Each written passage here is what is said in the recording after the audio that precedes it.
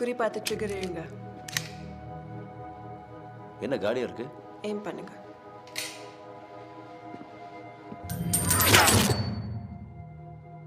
மேகசீனை check பண்ணுங்க. எப்படி?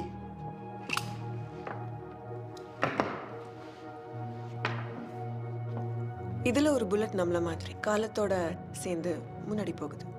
இன்னொரு புல்லட் பின் நோக்கி போகுது. எது எதுன்னு உங்களுக்கு தெரியுதா?